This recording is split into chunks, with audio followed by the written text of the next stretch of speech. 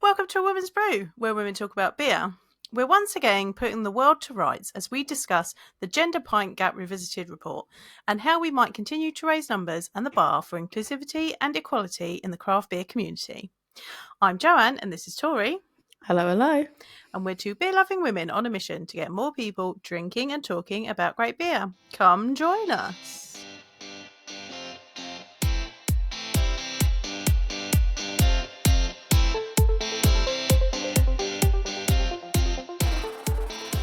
Hay fever's killing me, man.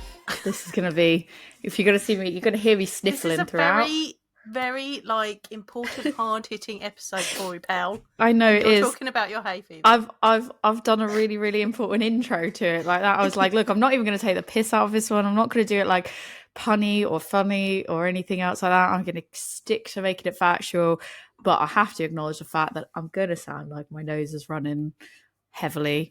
Hey, I've got a question behind you. This is like, again, we're just talking about how important this all really is. I just wanted, is that the cup that I brought you back from Japan? It is, yes. Because I'm drinking water out of mine. Yeah. I just was like, as you were just talking about it, I recognise that in the background. Wait, super relevant. It's very relevant, very, very relevant. But yeah, today I think it's quite an important topic. I mean, I'm sure some people probably hear the beginning of it and then be like, no, maybe not one for me, or they're probably tired of hearing us talk about it, but it doesn't really matter. We're going to keep talking about it. We're going to keep talking about it. Going to keep talking about it. You can choose next. You can skip on to one of our other very silly episodes if you want to listen to us talk about silliness and various jokes that of AI generated and whatever else. But you know, this one is one that we felt was quite important. And actually, we talk about the first beer that we're drinking. We never got a chance to actually record an International Women's Day episode, so I feel like this could be the unofficial International Women's Collaboration Brew Day episode. I think so. We've got some beers the same, some different. Well, I believe we are both drinking Raise Your Lasses, which is a pineapple and coconut pale ale from Brew York and Women on Tap. It's very nice. Yeah, it's we were just saying as we were pouring at the start a second ago, like we pre-poured so we could get our photos so we didn't get interrupted from this really, really important conversation. But yeah, the coconut is quite heavily like coconut aroma. Yeah. Like for me, it almost bridges into like almost a yogurty. Not in a bad way. Well, just for me, that's how it's sort of coming across. I figured that's because it's Raise Your Lasses, kind of like a lassie. Yeah, and it works pretty well like that. Yeah. So yeah, it's really nice, really drinkable. Like it has those pineapple coconut notes. If it really smells like a mix of like heavy Sabro and some yogurty element to it. Yeah. if they didn't use Sabro, I'll be shocked. It's got Sabro, it's got Brew One in it as well, which is pineapple. So there you go. I was gonna say, if there's no Sabro in it, this would be an absolute shocker to me, because I was like, when I smelled it, I was kind of like adamant. I was like, there's got to be Sabro. And if it was like, no, it's actually Talus, I would have been like, I just don't feel like it's that good. Like, it's not in comparison. All right, so while we're sipping on this, can recommend this beer if you are interested in grabbing some. I think it's still available. So we are looking at the Gender Pint Gap Revisited report that has been created by Dea Latis. I feel like I was really glad when I saw that they were going to redo the report, that they were going to update it. Is it worth explaining? Is it worth explaining to anyone who doesn't know, like, who they are, what this report is? About to do that. Just get in there.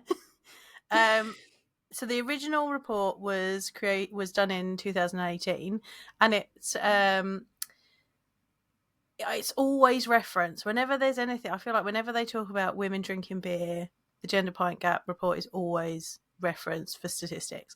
So Dea Latis started out as a group for like a social group for women that worked in the beer industry, because you know the men were going out and doing loads of things, but the women didn't really have a way of doing that. So Dea Latis was started by Annabelle Smith, and they started as that, and then they realised that, you know, there was not just disparity with women in breweries and working, but also in the drinking public as well. So they they got funding to be able to commission a report to find out more about British women's attitudes, or GB women's attitudes towards beer and their behaviours towards beer. So that was the Gender Pint Gap, and that was originally put out in 2018. They have since been able to secure more funding, and so at the end of 2023, they commissioned this new report. I think it's really interesting. So I went along to the launch of this report, and I'll talk about that a bit more in a minute. But it was interesting that they worked with YouGov, and they actually used the same questions so they could use the 2018 report as a baseline, and see where there were changes, if there were any. But they tweaked some of the questions to make them a little bit to get a better understanding from people, which I thought was really interesting. Apparently YouGov were really helpful with that, so just wanted to note that while we're there. I think shall we start with what the challenges are noted from the report? Yeah, I will just say, like, from the anyone that's listening to this, that when you say, oh, it's referenced a lot for, you know, the original was referenced a lot for statistics and everything else, I think coming from the opposite side, as a person that I hadn't really heard of it, I hadn't heard it really mentioned that much from what I was consuming in that way, until this revisited report came out. So, like, if people, yeah, really. So I just don't think I hadn't really heard that much about it until it was kind of like. I think whenever we've seen statistics about women drinking beer, it's been from that report. You might just not have. But I don't think. I don't think it's like it was called out so prominently that it's stuck in my head like that. So it's probably absolutely come from there. But it's something that, you know, for anyone that's listening, that's like, I can't, like, because this is such an important topic when it's looking at people being like, I can't believe I don't know more about this, or I haven't heard more about this. You're right, there's probably the statistics I haven't, but I didn't really actually know that this was a whole thing. And then when I started looking into it ahead of this episode as well, and, like, you know, ahead of the event, I couldn't go to the event because I was in York that day, but, you know, starting to go looking into it like a lot more, it's like, oh, that, you know, Dea Latis sounds very familiar, and it's stuff that sounds familiar, but it was never really like sticking out in my head. And when you start going through it and looking through it more, you're like, wow, that is it. It's so important. Like, some of the stuff they're looking at, and, like, reading through the report was just really, really interesting and eye-opening for some things. There were some things that I think, you know, I didn't necessarily agree or disagree on. It was stuff that it was like I had comments that came up. So yeah, I just wanted to preface that with anybody that's like, you know, for something that's so important, being like, how did I not know about this? I think it's really easy, depending on what type of beer content that you consume, to, like, not even realize that this is where some stuff is coming from. So we'll post the link so you can go and check it all out for yourself as well. Online, it's really interesting to read through. Flipping through it was really, really interesting. And it's, you know, seeing quotes from, there was quotes from different people that, like, you probably do know who those people are when you're looking, you know, who you follow on, like, you know, beer Instagram, beer Twitter, social media. Like, those things are very important. People are quoted in there, but you just might not have ever realized that you're seeing it yourself. So yeah, we'll post the links. It's really cool to sort of skim through and have a look at. Cool in the sense of, like, seeing the statistics. Some of the statistics not cool, but seeing how it's represented and how they've broken it down and the different aspects of the report. That is what is interesting to look at, more so than cool, I guess I would say. I'm really surprised that you hadn't heard about this before. Like, I just assumed that you had. I think I've heard it, like, I'd heard it referenced, but it wasn't really until we had talked about it, I don't know, a month ago or something, that like I said, it's something that, you're right, I've probably seen it referenced places, I've heard people talk about it, but, like, it never really stuck in my brain, because not being in the industry myself, I never really was I wasn't consuming these pieces of media that maybe were referencing, or, you know, the articles that I was reading would just wind me up, because a lot of times they'd be like, this is a fact, and then I'd be like, it's not even backed up with statistics. Like, it's just saying, like, women like this, but it wouldn't even have statistics in it, which is like, that would be what would wind me up. I wasn't consuming things that had some of the actual statistics in it from that perspective. So like I said, I'm sure that there's probably the stuff that I did see when we've talked about it for the podcast and we've done research for the podcast, it probably has come from there, but it's nothing that was so prominent in my brain that I was like, oh, that's definitively what it is. Like there was elements that I didn't know. And so I wouldn't be surprised if there's other people that hadn't heard of it themselves. I think that's interesting in and of itself. So I knew about the previous report and about Dea Latis before I worked in beer, before I was heavily in beer. Like when I was a beer consumer, I was looking for like women's beer groups and things like that, and I came across Dea Latis, but they're based in London, so I couldn't get to any of the things they did. And then they did, and then I found they'd done the report and found all that really interesting. So it's funny. I just assumed that sometimes I assume our knowledge is the same and we've seen the same things.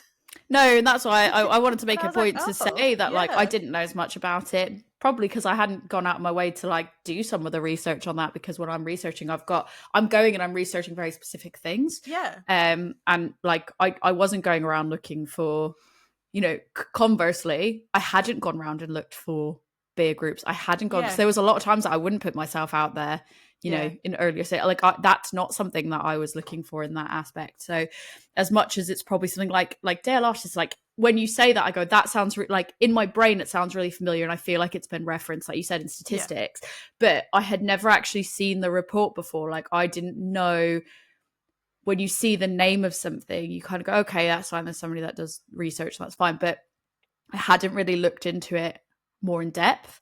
And I think that's something that's just, I thought it was really important to mention, because there might be some other people that are sat there going, this is something that's super important. How did I not know about this? How did I not, I can't believe I hadn't. And I think like you could easily be a person that really loves beer and is really passionate about making a space inclusive and inviting and everything else and diverse.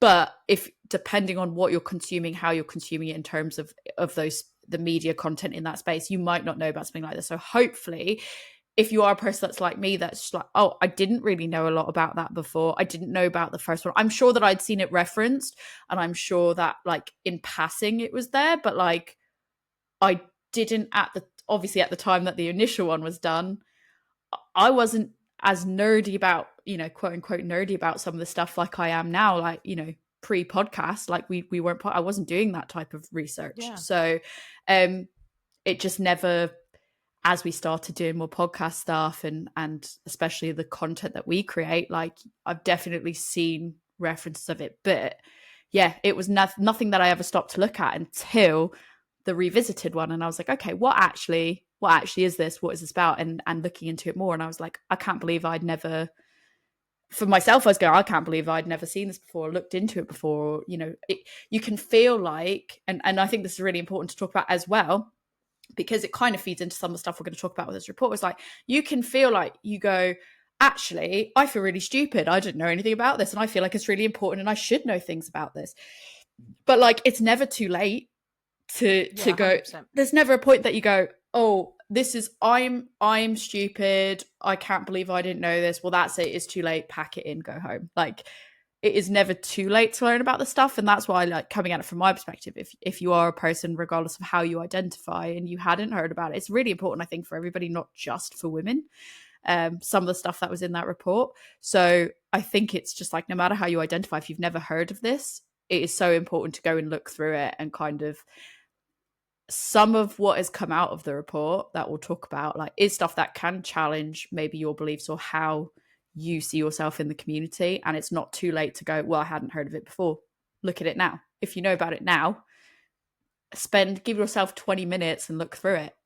Really interesting stuff. So yeah, I think I just felt it was important to kind of put a hand up and go, yeah. I didn't know as much about it. So that way, if that helps one person feel less stupid, because it's not, because you're not stupid, but you can feel like, oh, I can't believe I didn't know this. I can't believe I thought I knew all this stuff. I thought that, these things were in my wheelhouse. Sometimes you don't really realize what you don't know. So it's, take a moment and go, oh, so yeah, that's me going, here you go, guys. Now you know about it. You can't ignore it.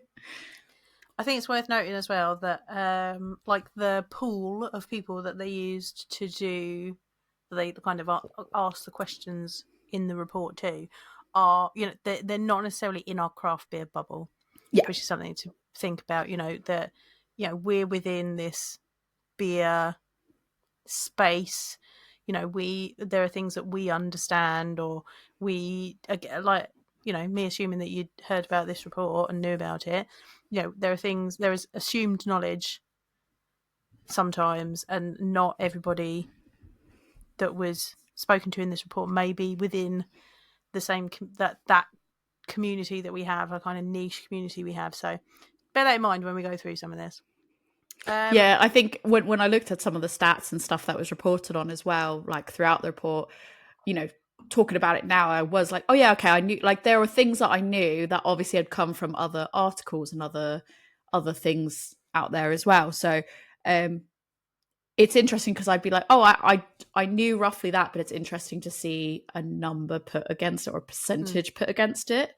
But yeah, no, I kind of got that from when I was skiing through as well, that it's not necessarily within. And I think you can get almost trapped in your bubble and not necessarily look beyond that as well. So it was interesting to kind of see. And it wasn't just because obviously they hadn't, the initial one anyways, they hadn't just asked women. The Gov, the YouGov was asking, you know, it was not like a women only type thing. So those statistics were interesting as well to look at. Yeah, I mean, this they asked men the same questions as well, to get an idea of what was happening as well. So so in this new report, there are 10 points that they've got as the challenges that are facing us in 2024 from the report they've made. So number one, only 14% of women drink beer at least once a week, compared to 50% of men. And that is a 3% drop from the 2018 survey. Number two, overall, people are drinking less alcohol, less frequently, and increasingly looking for a premium product and experience. Now, that point was really important. I'll bring that up when I talk about going along to the launch of the report. Number three, 70% of women perceive beer as a highly calorific drink and intrinsically link the consumption of it with negative health implications. That's not changed. That's hardly changed since the 2018 report, despite the fact that we know that this isn't true. People's perceptions of that haven't really changed. Number four, the way beer is advertised is still a key barrier to women choosing beer as a drink of choice, with both men and women agreeing that women are underrepresented in marketing campaigns. And there's another point about that I'll get to later when we talk about it, that I thought was really interesting. Number five, beer is very complicated and noisy for the occasional beer drinker. Exploration of styles is minimal for women, and lager is the default category. I recently saw, I can't remember where it was, but it was a post on Facebook, and someone was saying that, oh, you know, you don't see women drinking beer, and you know, and someone was like, yeah, no, I don't see women drinking beer. I see them drinking lager. I can't. And I was that. like, cool. Cool. Great. Brilliant. Part of the problem. Here we go. That's also, I feel like that falls into the territory of like, when someone's like, do you have any lagers on? You're like, we've got a Pilsner. And they're like, oh, I guess that will do. Yeah. Okay. There's a whole good part about this later on in the report that we'll get to. 6, whilst other drinks categories have focused on premiumisation post-COVID, such as their provenance, the ingredients they use, making their serve more premium, beer has largely remained static. 7, the way beer is presented on the bar, on supermarket shelves, and the way it is served remains problematic for many women. So that whole you have to buy it in pints thing, it's a big thing. Number 8, women are confident about and celebrate drinking beer in groups of other women, but less so when in groups of men. There is a fear factor that certain styles of beer will stereotype the type of person they are and the image they want to project. Society, man. Yeah. That's all I have to say about that for right now. No, I'm holding all my comments. I'm holding all my comments. Number 9, Women's attitudes and behaviour towards beer remain largely unchanged since 2018. I'm going to say that again because this was like the Shocking. key thing out of this report. Just was really depressing. Women's attitudes and behaviour towards beer remain largely unchanged since 2018, with the exception of London, where conventional tropes are being challenged. Otherwise, everywhere else, Same. same. There has been no change. Number 10. Women are underrepresented in managerial and brewing roles in the beer and pub sector. Only 3% of brewers in the sector are women, and less than a quarter of brewery management positions are held by women. So we know that there are more women working in beer. However, they tend to be in administration. They tend to be in marketing. I'm giving you a little wave there. They tend to be in roles other than brewers.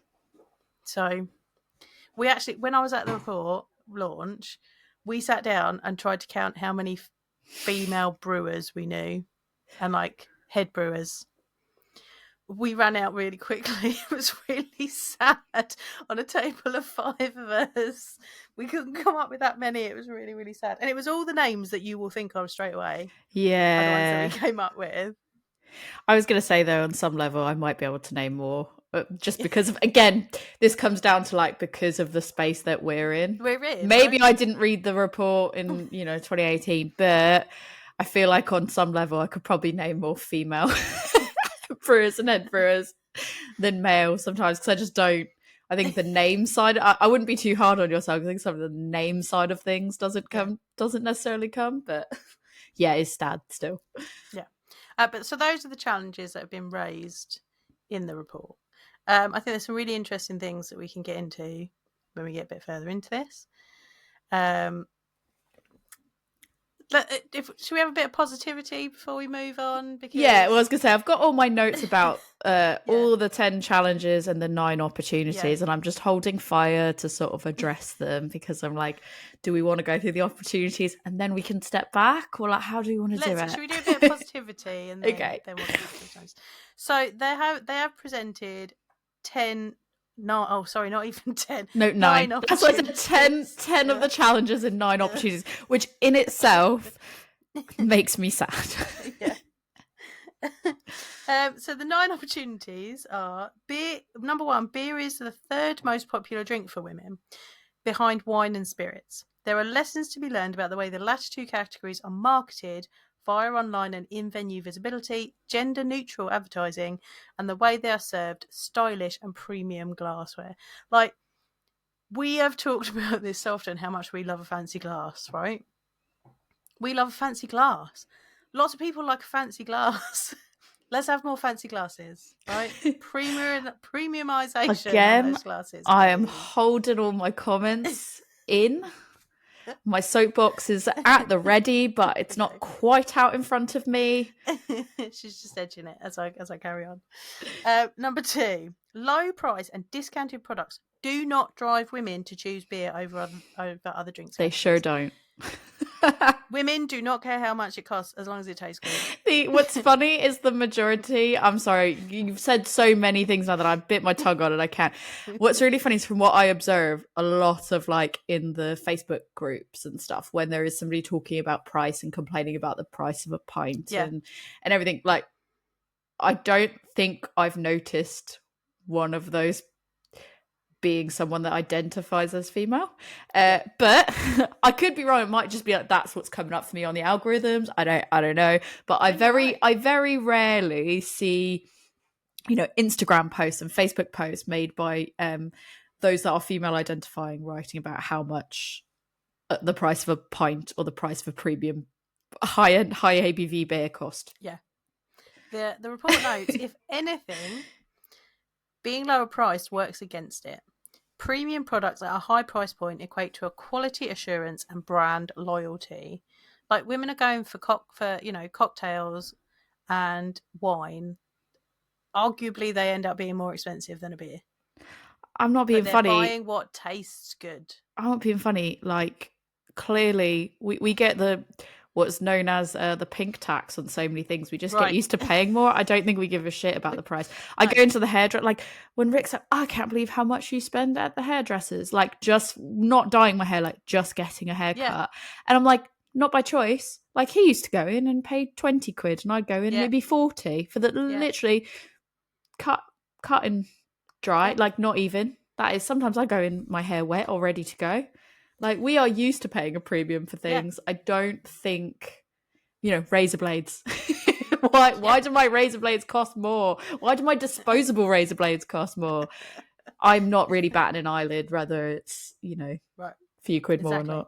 Exactly. Number 3, the low and no alcohol category is an opportunity to introduce many women to the different styles and flavours of beer available. Alcoholic strength of beer is not a key influencer for women. Totally behind that. Behind it, but I'm holding all my other comments to the side for that one for the moment. Number 4, women at the mid to older end of the spectrum are not being represented in mainstream advertising. They are invisible. However, they drive 93% of consumer decisions. Positive representation of these women making informed choices about beer would be a great step forward for both the on and off trade. There was an interesting point about this, talked about at the launch, so I'll bring that back up again. 5, younger women are a key demographic. They believe beer is for everyone. Drink beer most often and are most influenced by recommendations. Retailers should be more proactive in this. 6, lessons can be learned from London, where there has been a behavioural shift amongst women's attitudes towards beer. Creating inclusive spaces, rejecting stereotypical tropes, and neutralising the gender of beer have all been positive steps. 7, this is my favourite one. I'm going to keep going back and back to this throughout the report. Education is key to attracting women to the category. Opportunities to try and have a bit of no pressure fun while beer tasting, being permitted to voice what they do and don't like without being judged or stereotyped. These are the things that are important. Education is key. I feel like we talked about it on a lot of other episodes as well. All the time. I mean, I feel literally, like the whole Beer Flights episode, I feel like was... yes. There's so many times where we're going to go homage back to that, yeah. So many times. Like, this report just says everything that we've ever said. Some of the notes that I had here as well, spoiler alert, like some of the notes I was like, and this feeds into this. Like a lot of it feeds in together and is like so interlinked as well. And that one I feel like could have such an impact on so many other of these like things as well. But 100%. Again, I remain reserved at the moment while we finish the list. Number 8, career opportunities in the beer sector, particularly in brewing, should be more widely publicised and encouraged through gender-neutral recruitment campaigns and apprenticeship schemes. And number 9, levelling up the gender disparity in brewing and senior managerial roles in the industry is key to how beer is presented, positioned and promoted going forward. Just like all of this we've said. I feel like we've said almost all of this before. Yeah. I think I've got notes. Should we just start talking through it? Shall I just have a look? Shall I say about going to I'll have a brief overview of me visiting when they launched it. Let's do that. So before I get on my soapbox. So the report was launched in London. We as a podcast were invited to go along. Unfortunately, Troy couldn't go, so I went and represented us and the day job while I was there. I sat on a table with Lottie Petplow, with Lucy from Double Barreled, with Helen from Castmark, saw Nat Watson there, like all like a lot of, all the people that we know and love were there. Love, respect. Yeah. Emily from Tipple Marketing was there, and from Gravity Fest and from Women in Beer Mentorship Scheme was there. Rachel Alty from Women on Tap was there. Like, hence why I thought why we've got that beer out. So there was lots of people there. Annabelle presented the report and did a short talk. We were at 5 Points tap room in London. So we all lovely space as well. Beer on. Really nice space. We were up in the upstairs bit. Lovely space, nice beers, good people. Annabelle presented the report, And I think the entire room was just so upset when it was like, there has been no progress since 2018. And we were all just like, oh. Like, I think it goes back to that, like, we are, you know, in our little beer bubble, it feels like there's been some progress, right? Like, you know, we feel like maybe our voices are being heard, and maybe we're getting like, and maybe we're getting there. And I think, you know, within our tight craft beer community, things are moving, but more widely, it's not, which was really sad. Like, we sat and, as well as like, Annabelle went through the report, and there's some bits that I'll highlight that I found interesting that she kind of added some snippets to as we go through. I'm sure we'll bring them up. We then kind of had a little discussion on, like, between our little groups before we went off. And as I said, like, on our table, we were thinking about what female head brewers and owners we could think of. Couldn't think of very many. Once you've gone through the usual suspects, like, I don't think there's anybody surprising being thrown out by any of us. You know, and we all came from various different parts of the beer bubble, let's call it, and we all came up with the same people. We had an interesting discussion about age and how in the opportunities it said that, you know, middle to older women are underrepresented in things.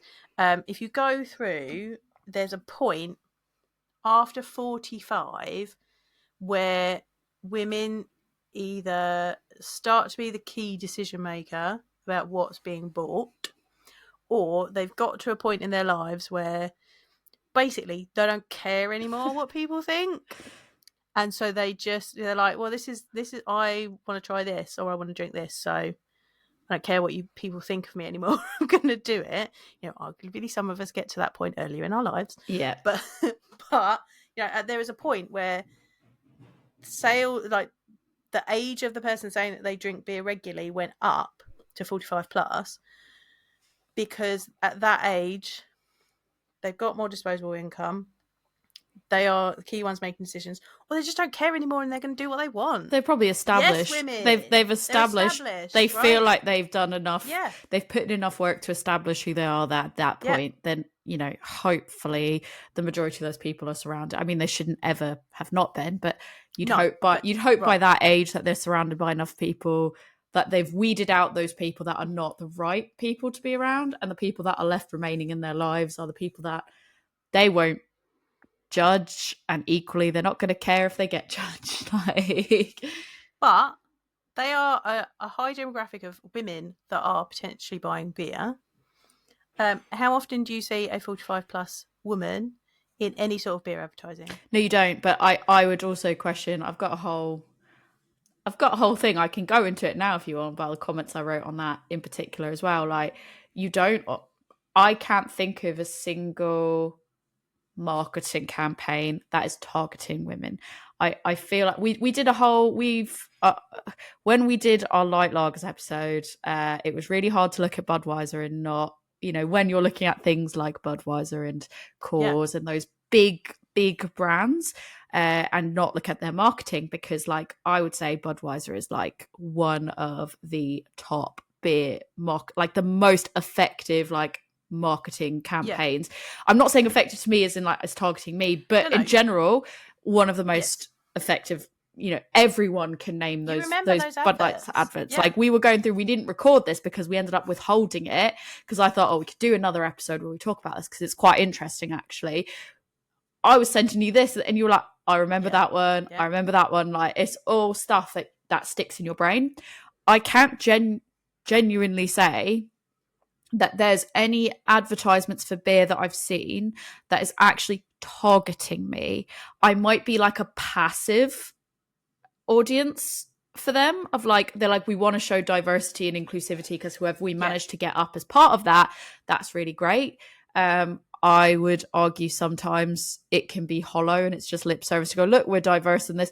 And it's like, you might have some beer festivals where they're like, here's 100 photos, and 3 of those photos feature only people that are diverse. You have like one bearded dude, and then you've got like a few people of color and some women, and that like they're all in the photo to be like, look at all these people that are diverse hanging out together. I'm not saying this is everyone, but I'm saying we've seen those photos you've seen at them. events and stuff like that. You can literally pick out the one where they went, oh, they saw that group and That's they went, a great that's our diversity photo. That's our diversity picture. Yep.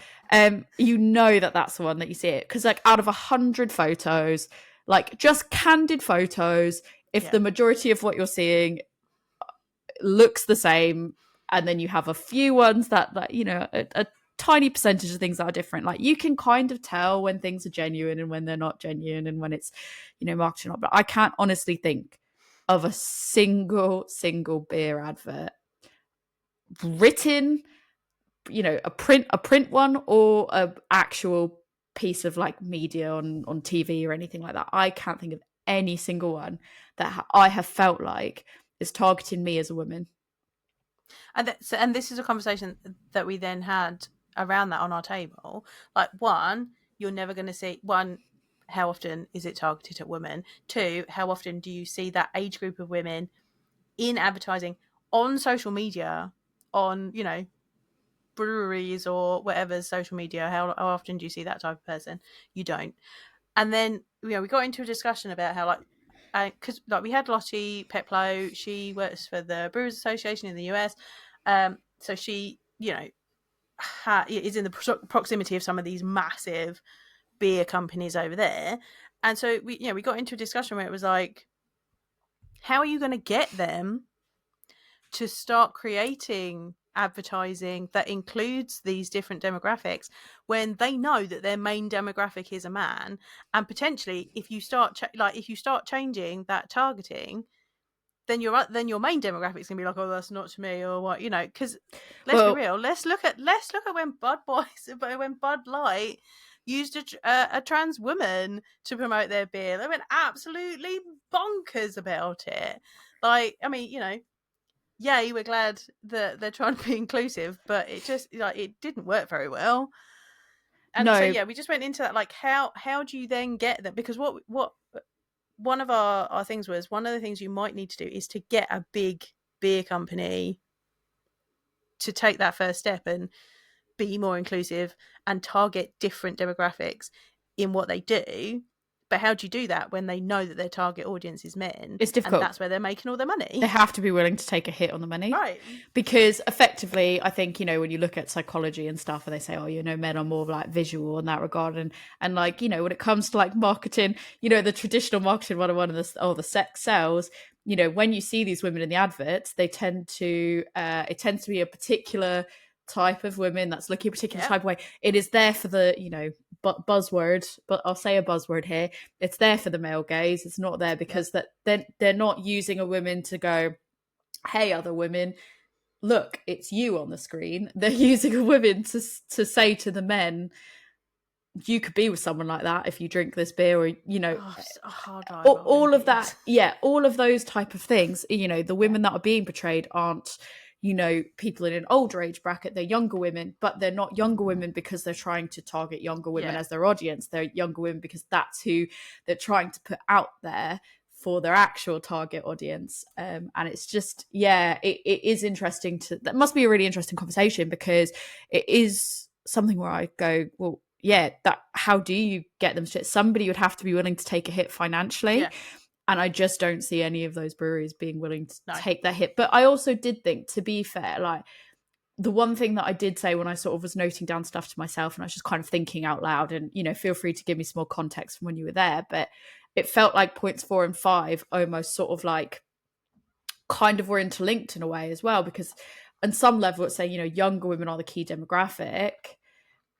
So that might also play into why, you know, on some levels that, you know, you don't often see as many of somebody in an older bracket. So I don't know if maybe it was just kind of the context I read it in, if that has any knock-on impact. I kind of wrote a note down saying I wonder if there is any causation between 4 and 5 that maybe might play into it a bit, because it felt like there was kind of a bit of a, yes, they should exist in tandem. And yes, when I say young women aren't being featured because they're they're the target demographic, it is for men. It does still feel like, okay, well, it's interesting because on number 4, we're saying, these people have more of the buying power. But actually then on number 5, it's saying, well, they're the key demographic because of these things. So it felt like a bit of a juxtaposition between the two. I don't know. I just noted that down. I mean, when I read number 5, I was like, that's interesting, because I don't believe that's what we said when we were at the report. Like, when we were at the report launch, it was very much the older woman, looking at the numbers. The older woman is not represented and does a lot of the spending. Yeah, so I did think it was interesting when I read 5, because I don't remember that actually being brought up, that younger women are the key demographic. But I guess it's because they're saying that they are the people that already have that mindset of beer is for everyone, whereas like people that are of, the older demographic, when they were younger, they might not have felt that way until they hit a certain age. Like there are some younger people that might go, they're coming into it with a different cultural, generational mindset as well, of like maybe they do feel different attitude towards it. But I don't know, just they felt like they sort of like opposed each other, and I went, oh, I wonder if that has anything to do with... Well, I think written down they do, but we didn't really talk about number 5 at all at the report, because when I read it, I was like, oh, that's interesting, because that's not what we talked about at all. So yeah, I think, I can't comment on that, because we didn't actually talk about number 5. No, it was literally in the context of women that are 45 and over.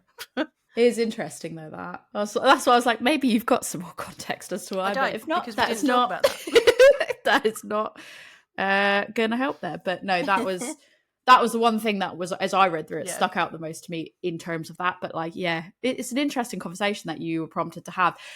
One of the questions I have as well is, I mean, I don't think you can necessarily answer this, because I don't think you know the inner workings of what happened behind the scenes on it. But it's interesting to know, like, was this something that was invite only? Was this open to anyone? From what I saw in the photos, it was all people that identified as female. Like there was no men in the room. Was there? There was a man. Right, okay. From one of the local C groups, I believe. And we had one of the people that I was talking to was like, oh yeah, I said to this guy that I work with, are you going to come to this report? And he was like, no, it's for women. But that's part of the problem we have, though, isn't it? Of like, we've talked about this a million times before on different podcast episodes we've done with like A Brave Noise and stuff like that. There's a lot of the times it's like, oh, it's not for me. It's like these type of topics, not for me. It is for women. Like, just because it's talking about the, the difference in the genders within the beer space, or it doesn't mean that it becomes our problem. We were literally sat there in the room being like, are there going to be any men turn up? It feels like we're shouting. I've said it before, I'll say it again. It feels like you're shouting in an echo chamber where you go, we all know this is not good. We all know we need to fix this. We're not the ones that... We are doing everything that we can do to fix it. But like, you need the opposite side of the conversation, because like, we can't say, why is this... We can say that this is wrong, we don't think this should be happening, but we can't suggest like why it might be happening, because we don't have that opposing view on it. We just go, it's wild that you're not doing this. But if you had somebody else that might be, identify as male, that is in a marketing space, they might go, we haven't thought to do this because of this. Or that might fix the problem, because they might go, actually, yeah, we haven't ever thought about doing this. We didn't know about this. How many of those people did they not attend the event, but they've also not read the report? Yeah. I think it's important. If you know somewhere that you think should read this report, go, like, give them the link, get them to look at it, because if we can get this as far and wide as possible, it can only help, I think. Yeah, for sure. So, I mean, I did think so, like, just going back to some of the talking points I had on it as well. So, that even just the first thing, which was 14% of women drink beer at least once a week compared to 50% of men. It was interesting, because I almost didn't, the way I came and viewed that, I found it an interesting challenge to my own thoughts as well, because like, I think that I'm not a person, some weeks I might drink at least once a week, and then some weeks I might not, depends on the week. When actually, I think that what this is showing is that what I see a lot of times happening, I'm trying to be careful about how I phrase it, is what I see happening a lot of times is I have a lot of peers and people that I see in these groups that predominantly are men. That I don't see this in the same in the female-based groups that I'm in, that are drinking more than just once a week. They're drinking quite a lot of times a week. And it would just be interesting to see the different situations maybe in which they're drinking. And like, is it a sporting event? Is it a get together? Is it, I witnessed that there's more men going up to meet up down the pub than groups of women going up to meet down the pub. Like, not that that doesn't happen, but like on just a regular weeknight. Like, I know people's partners that go down and just go to the pub on a weeknight to meet up. And it's just interesting because I didn't actually view the drinking of beer at least once a week necessarily as like a bad problem or a challenge. It was just an interesting comparison with how often like men are doing it. Like, and that made me question, like, is there something like, I've had conversations at female meetups as well around like the idea of there's a lot of people out there that are just masking the hobby as something that is like not a healthy, like it's very clear they have an unhealthy relationship, and they're just going, oh, it's the hobby, I can do this. Yeah. And I found that's what that made me think of as well. It's just like really interesting to see those percentages, because 14% feels really low, but also there might be some people that just go, actually 3 weeks in a row I might have a beer a night, but then maybe the next 1 or 2 I won't. So actually, can I say that I have it at least once a week? Probably not. Maybe I'll undercut it, because I think we tend to undercut stuff sometimes, like from a female mindset of like what we want to round kind of down. And that feeds into the whole, I don't know, beer is unhealthy thing, doesn't it? It was interesting. I was speaking, Rick found an article. So it's funny how into some of this like stuff that he has gotten, or like he's getting suggested articles and he'll read through the articles. And we were laying in bed the other night and he goes, I can't believe this beer has X amount of sugar in it and this one has less sugar in it. And I was sat there going, what's the ABV of it? What is this? And I was like, so sugar is quite a main component in this process. So I was like, don't look at it like it's like an additive, like when you're getting a pre-made coffee and they might have loads and loads of sugar in that they've added into that. I was like, this is something that's like fundamental to the brewing process. So don't look at it in the same regard. And I was like trying to explain that to him last night in bed as he was comparing these different ones. And I was like, different styles might not need that the same way. So you can't look at it the same. But I think some of that can sometimes, the lack of, again, it goes back to the education, the lack of knowledge in that regard, and the lack of talking about it. And you have men talking about beer belly this. And so it's natural that you just think, oh yeah, but like anything in moderation, exactly. It's fine. Like there's no, I saw on the report as well, there were elements that were like, it doesn't matter if you're actually having a lager as opposed to a wine once a week, you're actually saving yourself however many calories. Like it is all dependent on what you're drinking, how you're drinking it. That was something that I found really interesting personally, but you don't talk enough about some of that. And someone might just look at sugar content and go, wow, there's an insane amount of sugar in there. But it's like, yeah, but look at the beer and take the beer for what it is, because that's probably quite important to the process. It's not someone just going, we need to flavor this, throw in sugar, like you would with a baked good or something. Yeah, but we did have a conversation about men going to the pub versus women going to the pub, and it is still, painting with wide brushes, people.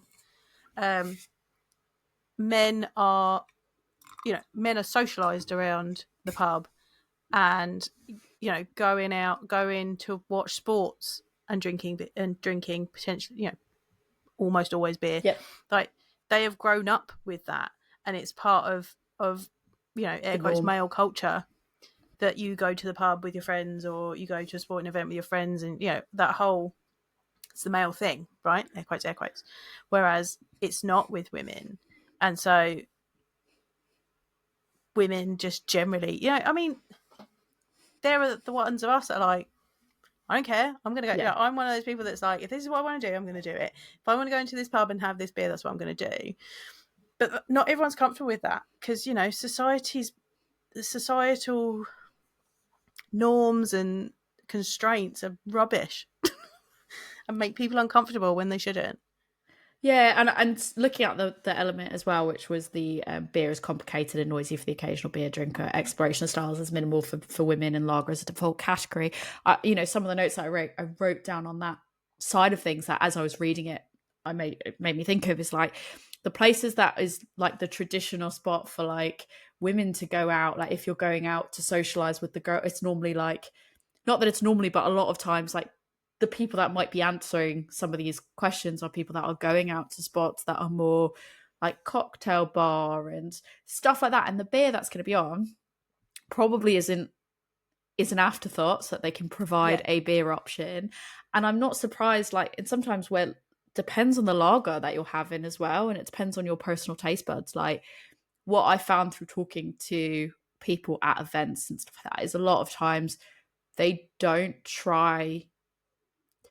like the taste of a particular lager they've had, or certain lagers that they are used to, that they think when they think beer they think certain lagers because that's what they are used to and they're around, and the locations they go to and the pubs they go to, that's what they're serving, and they've tried it and they've gone, yeah, I don't like this, and then they don't explore anymore because they don't realize that there can be so many other things, and it does become intimidating. Exactly. It is quite intimidating to go in and go, I have never heard of that particular style. I don't know what that is. Like, can you imagine going in and you don't know even anything? Put the style on there.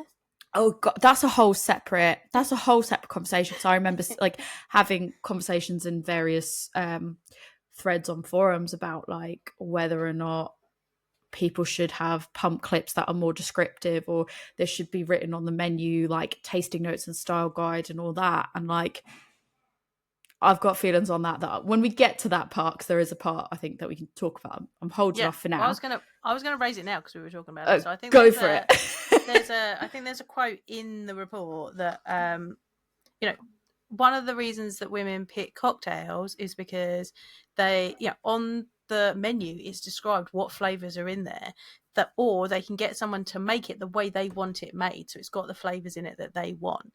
And you go into a bar with beer and there's all these different things. If the style is on there and you don't know what that style is, you don't know, like with the crazy names that you have of beers, love a crazy beer name. Just think about Flanders Red. You go in and you'd be like, what even is that? What does that mean? Like, if you are not a beer person, you've never heard of these beer styles before, how are you going to know what that's going to taste like and whether you're going to like it? That's intimidating. You're going to have, you may not pick it because you don't know what it's going to taste like. Is there the opportunity for you to go and taste that? There might not be. Is there the opportunity for you to have a smaller pour? Sometimes there isn't. Like, I'm a seasoned, and we were talking about this about pour sizes as well. I'm just going to lump all this together. Pour sizes, like, people still think of beer as in pints. And yes, we can talk about, the sessionability of this beer and is it pintable and blah, blah, blah, blah, and that can make a good beer, blah, blah, blah. I am an advocate, and we've said this before, we've said this in our flight debate, we've said this in other things. I'm an advocate for smaller pours. You can be more responsible, you can try more things, you can try something that you never tried before, and you haven't got to commit to a massive pour that you might not like. And still, I am a seasoned drinker. I'm an educated drinker. I'm a certified Cicerone. I know, I have a pretty broad understanding of a lot of beer styles. Every now and then something pops up and I'm like, ooh, what's that? I'm going to try it because it's weird and I've never heard of it before. But that's because I'm an educated drinker. I still go into places and feel and like have that slight intimidation when I don't know what size pour I can get because it isn't listed anywhere. Like, have I then got to commit to a pint of whatever this thing is that even I don't know what it is as a seasoned, educated drinker? And then you're like, ugh. Yeah, when they just list, like, they don't actually list sizes, right? And then you're like, if I've got, you then make a decision based on, in the worst case scenario, if I can only get a pint, what am I happy to have a pint of? And we are seasoned beer drinkers who like to drink widely and drink weird things. If you have never tried any of this before, you don't know if you're going to like it, it's going to put you off straight away. I'm not a pint person myself, so. Yeah, we're not pint people. Like, and that's cool. If you're a pint person, enjoy. I'm not a pint person. To be fair, I will also, if I want a pint of something, I will stand there with a pint. I was gonna say, but I tend to do 2/3 more than I do full pints. Like if it's something that I really, really want, or I'm sharing it with Rick and I know we both really want it. I just don't like that a pint gets warm before I've got to the bottom of it. Yeah, because I don't drink quickly. Like I take my time, and I say I don't drink quickly. I'm nearly done with this beer anyways, but I take my time typically when I'm out, especially if I'm out and I'm socializing, and it's like if I have a pint, like I like to try as many things. So like I might have a pint if the bar only has 6 taps on, but if I'm in a place that's got 12 taps, 20 taps, whatever, and they all sound stuff that's appealing to me, I want to be able to try the widest variety I can. So I will just get thirds or halves or whatever. But no, completely. Not everyone wants to do that, but there are simple things that can be done that would make things more accessible to people. Tell us what your pour sizes are. Put some tasting notes on a clipboard somewhere so that people can see what those flavours are, so they have a better idea of what they're buying. Like, these are very simple things that can be done that will make it more accessible. Sometimes it just feels like gatekeeping, though. Like it genuinely just feels like gatekeeping. It's exactly what we've said so many times. The notes that I have down around this topic as well, can't find them at the moment, but off the top of my head, it was along the lines of like, what it comes down to is whether maybe it's unconscious and they don't really know they're doing this, but how it comes across to somebody else. It feels like there's never a right answer. Like when somebody says, why don't you do this? That there's always 7 reasons why they can't do that, or how it would create more overhead or more time spent or whatever. But ultimately what it feels like it comes down to is like, just say it. You don't want people that you don't feel should be there drinking the beer. Like some of the arguments that I've seen, it's like, well, I don't think that you should have samples. Okay. When people ask me for samples, that really irritates me. Okay, well, do your pump clips have stuff? No, because you should know, you should be informed if you're getting that beer. Okay. What if they're a person that is so new to beer? Like, so I would know, I might look on a can. Like, if there's a can there, I might look on a can, right? Like, and I'm not suggesting that people shouldn't. I stand by things I've said before. Like, I very much feel like people should do some bit of like you can't expect to be spoon-fed everything. Like if you go into a bottle shop and it has the name of the beer on the side and you don't know the style, just turn the can. Look at the back of it. I've literally had this debate with somebody about just turn the can and read the back. Like that's the minimum that you can do. If you need to, ask somebody. Like ask the question, Google it. But like there might be some people like we know we can look stuff up on Untapped. But there will be people that are newer in that just don't even think of that because they see that list, and especially the longer list you have, their mind just goes blank. And they just go, I don't know, this is overwhelming and I don't know what to do. And the idea of even Googling it doesn't cross their mind. Whereas like if you put top 3 tasting notes, your pump clip says the name of it, says the style, and has 3 words on it. I have seen so much on a pump clip that I can't imagine that you can't put 3 tasting notes on it. If you're not, and that's after someone said, we shouldn't have to do a clipboard. We shouldn't, there's not enough, chalkboard space. Maybe there's no chalkboard space. I don't want to use Untapped for my menu because that costs extra money. Fair enough. Pump clips, I shouldn't have to dumb it down for somebody. It's like, but it's not dumbing it down to give somebody the bare minimum. It's making it a more inviting and inclusive space. And by having an answer for why you can't do any of these things, in my opinion, feels very, whether you're doing it on purpose or subconsciously, or you're not doing it for that, you genuinely feel like you believe that why you're doing it is that. The way it comes across to other people is very gatekeepery. It's very like, I want to be able to say that person that doesn't know what they're talking about is silly. And I know like we've laughed, someone saying, oh, I want a lager, here's a pilsner, oh ha ha ha, like get it. But if somebody it's the way that it comes across sometimes. If somebody like doesn't know and you're happy to explain, that's fine. If somebody wants to sort of like act like they know everything and they're not done the bare minimum, that's a bit different. But like we're not even making it an acceptable level for someone to come in and be like, I don't know and I want to learn. Yeah. And it's like I think they tweaked the question about beer styles this time slightly. And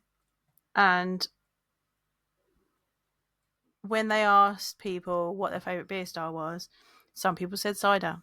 Some people said Guinness. Like some people said lager, as you know, as just as a generic, and And we were like, ha ha ha, yeah. But also, that just proves that there is education to be done, because these people that were asking about their attitudes towards beer don't know that cider isn't beer. They don't know that Guinness isn't a beer style. Like, Oh, my sister. And that's absolutely fair, because we had a little giggle about it, but also we're informed beer drinkers. Other people are not. Like, it goes back to that education again. When I was home at Christmas, and one of the first places that we went out to with one of my sisters, she was looking at the beer menu with me. I got a beer, and she was like saying to me, "Oh," she started like listening to some of the bits that we do and the videos and the reels and all that, and she was just like, "Yeah, I just like before I would have just probably called Guinness like a lager." Because she's like, I didn't know. Like, she enjoys Guinness. Like, that would be for her when she's looking for a beer. That's what she's looking for. Like, in her mind, because she was never like, we didn't grow up in a household that was, my dad drank spirits and wine. Like, we weren't a massively beer household. So like, we didn't grow up like some other people have grown up knowing this is this type of beer, and or even just like, here's a lager versus anything else. Like, so in her mind, she was like, is that a lager? Like, I don't know. And then I was like, no. So if you're wanting something that's like Guinness, like, this is style-wise what you're going to have to, this is what you look for. But it 100%, it's like, without the education, if you don't, like, where do you start? And you can't really make that starting point if you're going into some place that already is just like the bare minimum. And it's one of those, if you know type situations, like, you just have to know what you're looking for and what you like. And even not getting a full pint, getting a half pint of something that you don't even know if you're going to like. It's like I said, there was almost no right answer, because it was like, okay, fine. So you don't put the tasting notes. If somebody wants to ask you for a sample, well, no, that's their problem. It's like, okay, so it's a lose-lose. They can't sample it to see if they like it, because that annoys you. You don't want to have to write down the tasting notes, because that's an inconvenience. It's like, how do we get it so that these people can feel right? And it kind of links into the bit about when women are around other women, I was going to say, they can celebrate. And it's, there's that, but the second you bring sort of like men into that group, the fear element comes in. So interesting. So it talks about this at the launch. If a woman is in a group of other women, she's comfortable buying beer. If a woman is in a mixed group of men and women, they are generally comfortable buying a beer. If it is a woman in a group of men, they are not comfortable buying a beer. And that is because of like your social value. And a woman's social value decreases when she does something that people perceive as not feminine. And buying a beer is still not Shocking. still perceived as not feminine. And there are people, not us. I was going to say, not me. We don't care. Couldn't care. But there are still a big chunk of people, of women, female identifying people, who feel judged when they do something like that is outside of societal norms, and are uncomfortable, and they shouldn't feel that way just because they're buying a drink. And so you're wrong if you buy a beer. You're wrong if you buy a beer, but it's the wrong kind of beer. You're buying a Guinness. Oh, the amount of times I've got Guinness and people are like, are you sure? And I'm like, yes. Like, on this dumpster fire of at least I know Guinness is safe. Sure, give me a Guinness. Or I've said a pint of Guinness and they're like, what? And I'm like, yeah, you heard me. Give me just give it to me. Thank you. There is no, and at the end of the day, for women and female identifying people, there is no right answer. We will always get it wrong. Well, it was interesting because in so much of our lives, part of that as well, the idea about not wanting to look a certain type of way, like, also what it's not said there, but what I know I've definitely experienced as well is, like, if there's a certain brewery, for example, that you go, I either really want to support them because of this thing that they've done in terms of their ethos or whatever else, or this is someone that I really don't want to have. Like, if everyone's getting a pint of something, like, you can't just say, I actually don't want that brewery. I'll have another one because I don't want that brewery.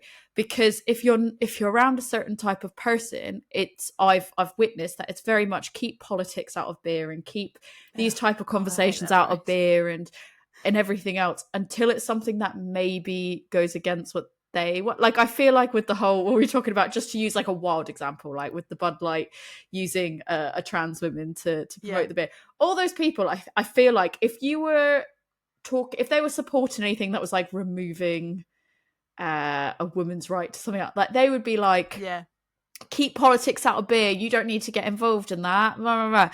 But the second it's something that feels like it threatens their point of view, all of a sudden politics are back in beer again. And I think that like you can, as when you're around that group, like you can kind of feel like you can have that discourse with other women when you have those conversations and you have that common ground, like they can understand your point of view because they have your lived experience. Some of these elements, like that other demographic doesn't have your lived experience, so they maybe sometimes can't understand why you would go, I don't want to have that brew. It becomes easier to just go, I'm just going to have something different. Like if you're on a limited bar offering and it's, you know, you maybe are like, here's, you know, 3 out of the 4 things I don't particularly like for their own reasons, let me go with number 4. But actually if I get that one, that's probably going to kick up a storm. I just won't get any of that. I'll just get a cocktail. It's easier. It's easier to fit the narrative that they want. Which is nonsense. Yeah, it's interesting because I will say I've never really cared, like I'm going to get a beer if I want to get a beer. 9 times out of 10 I want a beer, unless the beer list is really not great and the cocktail list really is banging dire. So then I'll have that. But you know, I've even had that feeling of like, it's frustrating because when you have that fear of like somebody talk, I can talk about it more in the article that I referenced quickly at the end, but is that thing of like, if I look a particular way or I act a particular way, or you know, that gets called out. But like no matter what, it goes back to, I think, if I can't do the right, like you can't do the right thing. If you're looking too feminine and you're getting a beer, then you might have a group that's saying, well, you're just doing this to fit in and you don't even like beer and why would you get this? Even if it's the right beer at that time, all of a sudden you're not doing it because you actually want the beer, you're just doing it to fit in. It's like, maybe I'm just trying something different. Just go listen to America Ferrera's speech in the Barbie movie. Oh, that was like my favourite part of the whole bar. I was like, oh, girl, hard relate. Yeah, that just sums all of this up quite nicely. It really does. One thing I did note though, so the one thing that I actually disagreed, not disagree, because it's an opinion at the end of the day on some of it, whereas these are like statistical facts. The one thing that I kind of like felt like I maybe disagreed with was lower low is an opportunity to introduce women to different styles. I agree wholeheartedly that ABV isn't an influencer for women as much as it might be for other demographics. So that's great. But I also very much feel like it's really hard, you know, as a person that does not brew at all, but I know roughly, like I've looked into how they make no low alcohol. I've had lots of no low to try it out to see what I like. There's only been one brewery that I've ever felt like I could buy it safely and not have a problem. I've talked about it as a Mash Gang. Like I talk about it all the time as Mash Gang. And that's and even then though, like 9 out of 10 times I'm like absolutely love it. There might be one time that I go, oh, I don't dislike it, but it's fine. But even of those ones that I love, I have gone, I really like the taste of this, but I wouldn't say this is like what I'd be expecting from the particular style. Yeah. And so that's why, like, for me, it's really hard, I think, to get a no low that accurately is representing a particular style. You get a lot of lagers, usually like Helles and Pilsner. You get lots of hazies, usually New England style hazies. And on the odd occasion, you might get a stout or you might get a sour. But then, like, a lot of times, it's just not a good representation of that particular style because of the sweetness. It's usually quite sweet, or there's like an herbal note to it that you maybe wouldn't normally get as part of that. And it's all to do with like how they make it non-alcohol, like, you know, low alcoholic. And so that's why that was the one thing that I had to say, like, I think I disagreed with, because I think you'd be doing someone a disservice because they'd be going in expecting what they had at that no low. And when they had it at, you know, a 5-6%, it might taste so wildly different. It is similar to when you go to a supermarket and you get a dipper at a supermarket that has a lower price point to sort of make it so that it can be profitable. And then you get something that costs a bit more. It's not to say that that's a bad tasting dipper, for example, but Once you then go and you have a different type of price point that you can sell it for and make the profit on, it does change the taste. And so somebody would be buying a dipper at the supermarket for £3 and then go into someplace else where it's £6. They'd be going, that's outrageous. I'm not buying. Like, I can't afford that. I can't justify that. That is way too high, because I can get them for £3. But like, they just taste. I mean, usually you might get them similar, but there can be such a gap in the taste that it just doesn't always represent what you think you're going to get. I hope that made sense.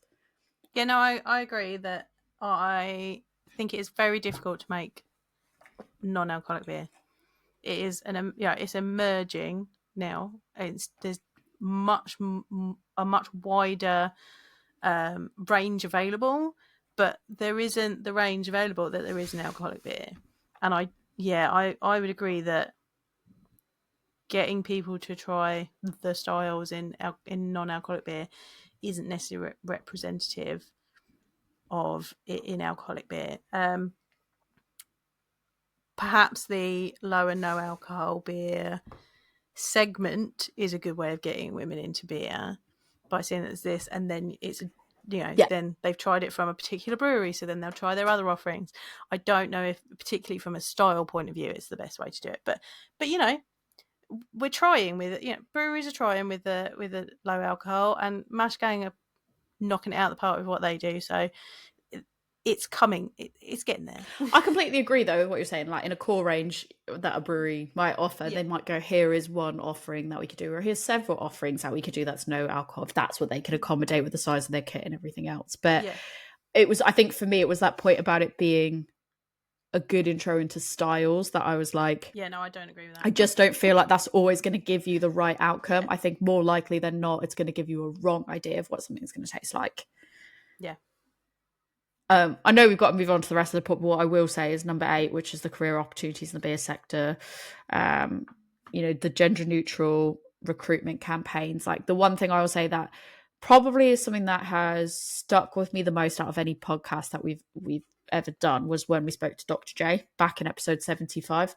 Like, for me, that had a profound impact on how I looked at some stuff, because it's not just to do with like gender identification, but also like, your background, your economic background, and your cultural background, and a lot of different elements into how you interview and how, unconscious bias at looking at CVs. And, I'm a big fan of the blind CVs as like the first entrance. Like, I understand that obviously doesn't help if someone has no experience and you need them to have some level of experience. That doesn't help them get a foot in the door. But like, when you remove that piece of it and you make it like a blind CV, it helps remove that unconscious bias, because you're only going in to look at their qualifications, and you're not trying to like subconsciously draw a narrative about who they might be and what their background might be like. And I think that episode of Dr. J and looking at like how you can interview in ways that are different was so valuable.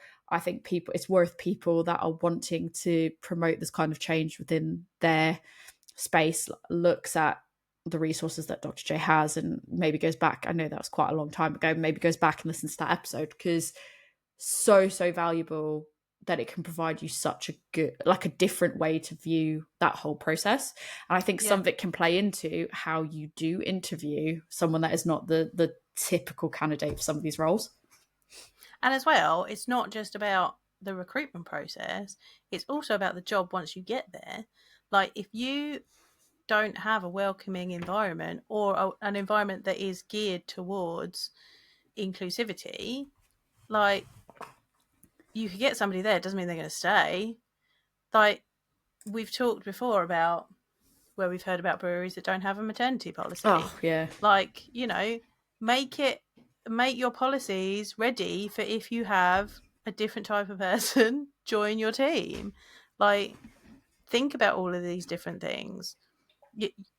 And Dr. J said, like, she was like, you can invite them to the dance, but you've also got to welcome them in. Like, because you've opened the door and said, well, you can come in, is it actually welcoming and inviting for them to come in and stay? Like, you've got to think about that as well. I've mentioned that in some of like the notes I was writing as well with some of this, is like, it is very much the, you can invite them in, but if you're, that sometimes it's exactly that thing of like, you can invite them to the party, but like it's not the same as asking them to get involved and dance. Like, Yeah.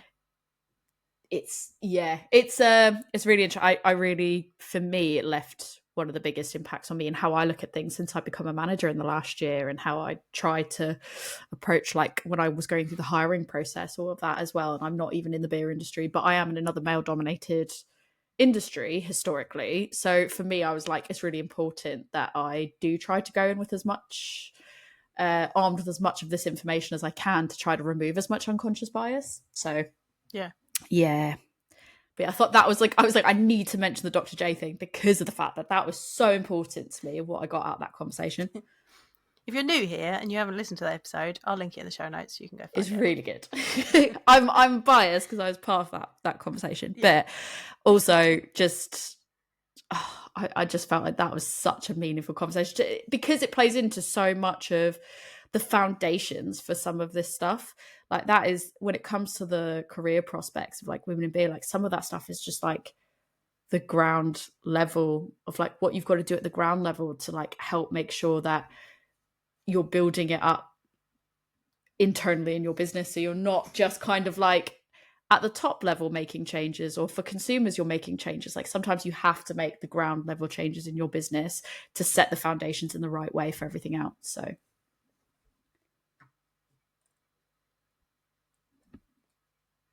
I'm conscious we have like the whole, there's so much more in the report, but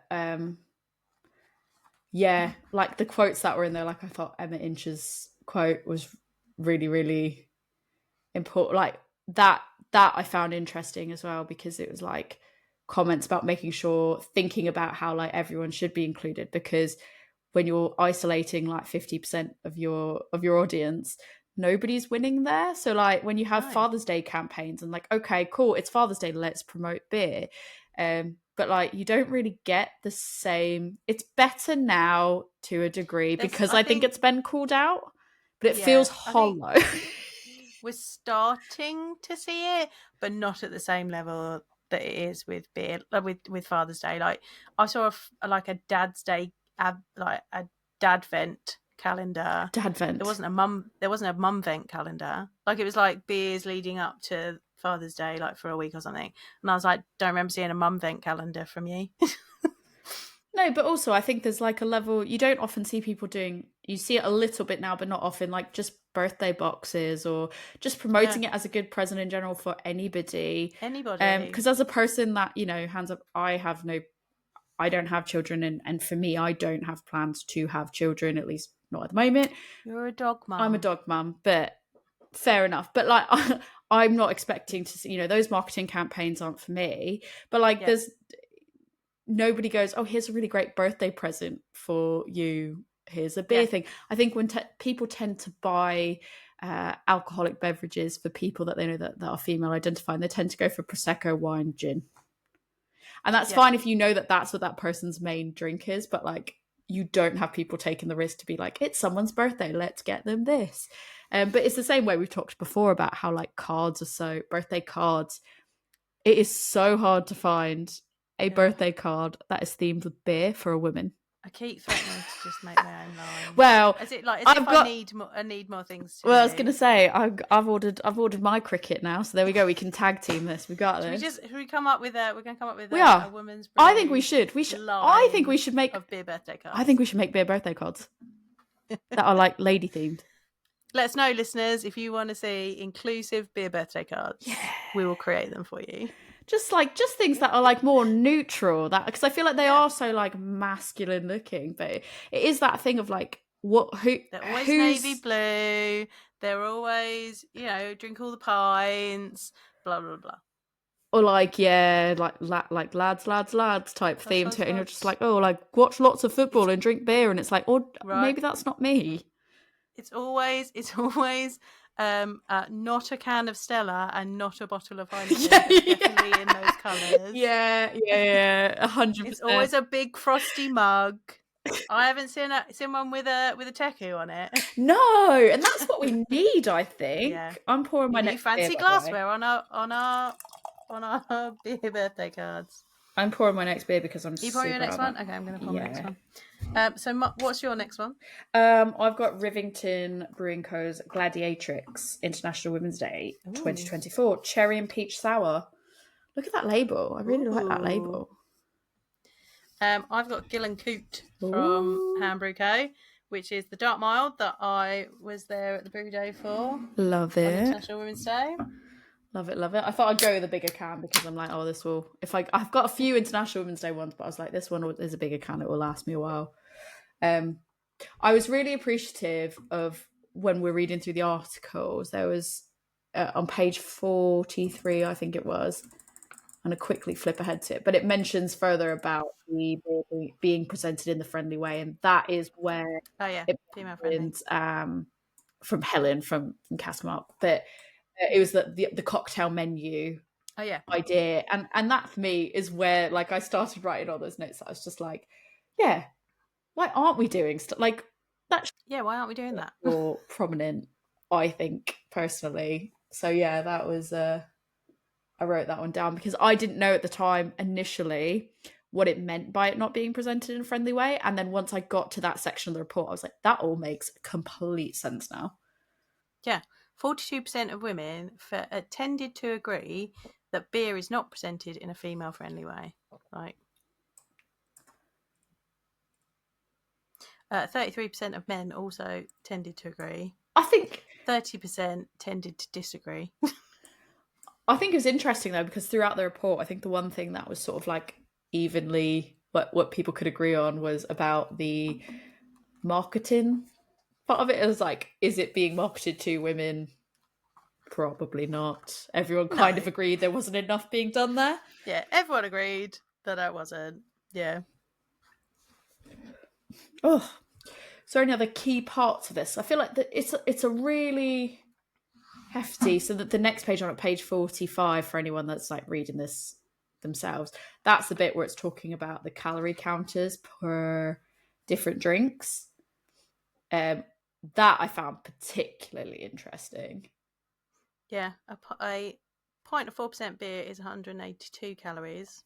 A pint of 4.5% cider is 216 calories. A glass of 13% wine is 227 calories. A large gin at 40% is 122 calories. So, like, you know, the women's drink is air quotes bit wine, but it's more calorific than a sessionable beer. I think that whole idea as well about like going back to the experimenting and people not being, you know, they're almost more afraid to experiment around in some of these atmospheres. It doesn't promote it as much. So like from my perspective, I feel like that's a lot of why we tried to do certain episodes that we've done in an effort to try to be like, maybe you've been afraid to experiment before, but okay, if you like wine, maybe you'll like these. We did the wine episode that was broken down by different types of wine. We've done cocktails because I think sometimes it's just not presented in that way. And one of the most valuable things that I know that I've had conversations in spaces with people, like what somebody else within the community taught me is like, when you're serving at a bar, if somebody comes in and says like, oh, I don't know what to get, don't say to them, I think we said this before in an episode as well, but don't say to them, oh, what do you normally order? Like, you should ask about flavors. Like, what flavors do you normally like? What do you normally enjoy? I think it's safe to say, like, what kind of drinks do you normally have? I feel like that can be okay because if you're a person that goes, I like wine, you could probably, what type of wine? Red wine. Okay, maybe you like something that's more like this. What type of cocktail do you normally like? Okay, fine. But I think just asking overall flavors and keeping it simple. Yeah. And if you are a person that is trained on what you're serving, like you should be able to work with that.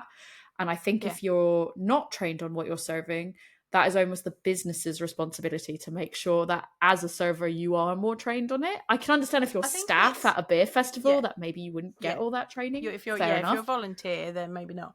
But I think if you're going into a good beer bar, then the staff should have an understanding of what they're serving. You know, it's easier than said than done. You are going to go into some pubs where, you know, or some places where that's not the case. But if you are going into a decent beer bar, they should know what they've got on. They should know what it tastes like. So if you say, I like this, this, and this flavour, they should be able to go, well, this is probably the closest thing. Have a try of this.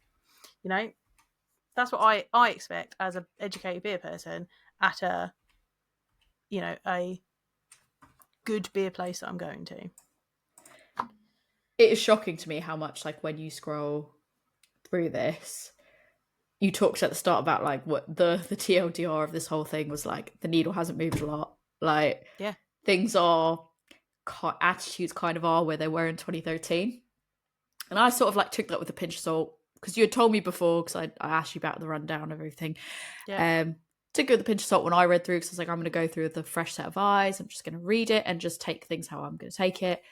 It was genuinely shocking to look at the breakdown of some stuff of where they looked at 2018 directly compared to 2023. And there was like one of them were like literally 4 out of, 8 answers. The percentage was the exact same. And then the other two, it was like a little bit of a difference. And then there's maybe like 1 or 2 where there was like actually something worth being like, wow, that's a big change. And that's not to say it was better or worse. Like, it was just, you went, oh, that's a big change. Let's look at that. But so often there were just sections that between the years, they were the exact same percentage. Literally nothing. Shocking. Think about all the work that we feel like we've put in. Think about all the work of the people that we admired that got us into doing this have done, and it has not really done anything.